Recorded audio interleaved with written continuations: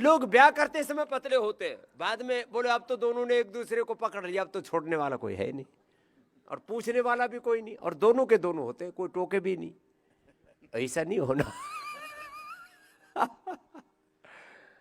ओम साईं। स्वामी जी, मैं शिक्षा नगरी पिलानी से आया हूँ। अच्छा। और योग के माध्यम से पूरे विश्व में अपने भारत का डंका बजवाने वाले स्वामी रामदेव की चरणों में कोटि कोटि नमन है। स्वामी जी, 2018-19 में मेरा वजन 80 किलो हो गया था। अच्छा। फिर टीवी पर देखकर, और आपका ही एक एकलव्य है वहाँ, राजकुमार भास्कर, उसके प्रेरणा से, और मैंने 3 महीने में 8 किलो वजन उस समय कम किया। राम नाम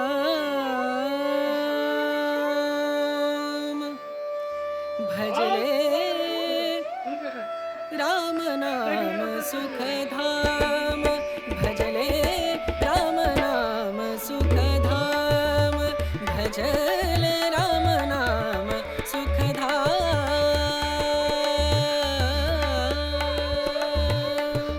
तेरा पूरन हो सब काम, तेरा पूरन हो सब काम भजले, राम नाम सुख धाम भजले, राम नाम सुख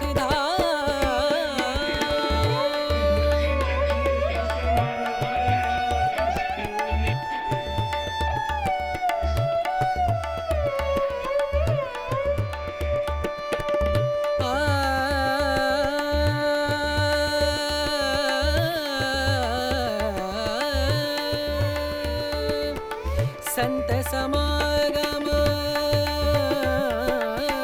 संत समागम, संत समागम, संत समागम करे निरंतर, संत समागम करे निरंतर, जग से हो उपरात, जग से हो उपरात, ब्रह्मानंद परम पद पावे, ब्रह्मानंद, ब्रह्मानंद परम पद पावे, मन होवे पानी और पत्ता ढलान की ओर जाता है, नीचे की ओर गिरता है। पत्ता पेड़ से टूटता है, नीचे की ओर गिरता है। पानी हमेशा ढलान में जाता है। ऐसे ही आदमी के शरीर में अलग अलग प्रकार की शक्तियां हैं। निर्णय शक्ति, निरीक्षण शक्ति, अन्वेषण शक्ति, चिंता शक्ति, कल्पना शक्ति।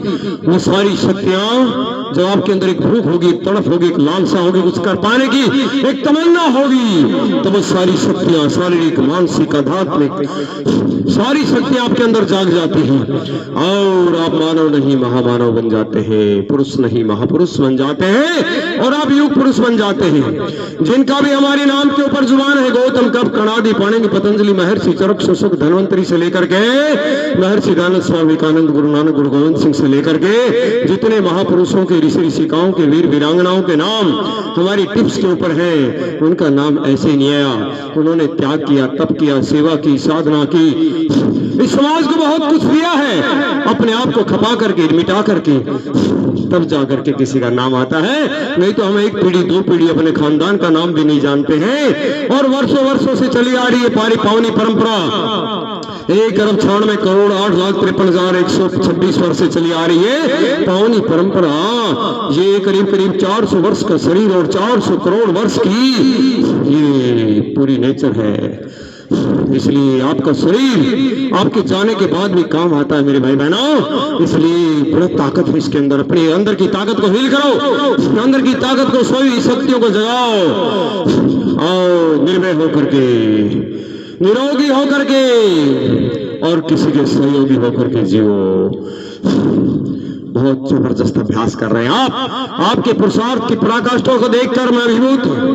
मेरे को खुशी है, मेरे को प्रसन्नता है कि किसी का बीपी, किसी का शुगर, किसी का थायराइड, किसी का अस्थमा, किसी का आर्थराइटिस, किसी का मोटापा, किसी को जोड़ों का दर्द, किसी का कमर का दर्द, किसी का माइग्रेन का दर्द, किसी के एपिलेप्सी के, मिर्गी के दौरे, कभी किसी के फिट्स आते हो, किसी के जो पैरालाइज अटैक हो गया हो, वो सब मिट जाता है। ये ब्रेन डिमेंशिया से लेकर के अल्जाइमर से लेकर के पार्किंसन से लेकर के पैरालिसिस तक से पूरा liver, kidney, pancreas, heart, brain सब अच्छा होगा, लेकिन करने से होगा। रोज खाते हो, रोज सोते हो, रोज नहाते हो, रोज ब्रश करते हो, रोज ही फ्रेश होते हो, ऐसे जीवन में रोजमर्रा के जीवन में योग को अपना लो, कोई दिक्कत हो नहीं सकती। जिंदगी जीने का मकसद खास होना चाहिए, अपने आप पे विश्वास होना चाहिए, जीवन में खुशियों की कोई कमी नहीं है मेरे भाई बहनों, बस जीने का अंदाज होना चाहिए, जीने का अंदाज होना चाहिए। मुश्किल इस दुनिया में कुछ भी नहीं, फिर भी लोग इरादा छोड़ देते हैं। इरादा यदि कुछ करने का हो तो सितारे भी जगह छोड़ देते हैं। चांदनी रात में बरसात बुरी लगती है, जब घर में हो लाश तो बारात बुरी लगती है। झूठे अफसानों से दिल नहीं भरता यारो, जब दिल में हो दर्द तो हर बात बुरी लगती है। कोई मीठा भी बोले और आपस में अनबन हो तो उसको तीर से चुभते हैं, तीर से चुभते हैं, है ना। इसलिए अपनी वाणी को, अपने व्यवहार को, अपने स्वभाव को, अपने आचरण को दिव्य बनाओ, पुण्य बनाओ, पुण्य का फल पाओ। कल मैं कह रहा था शांत रहिए, धीरे बोलिए, शांति मिलेगी। अहम को त्यागिए, बड़े बनोगे। विचार कीजिए, ज्ञानवान बनोगे, देवत्व प्राप्त होगा। भक्ति कीजिए, मुक्ति मिलेगी। सेवा कीजिए, शक्ति मिलेगी। संतुष्ट रहिए, सुख मिलेगा।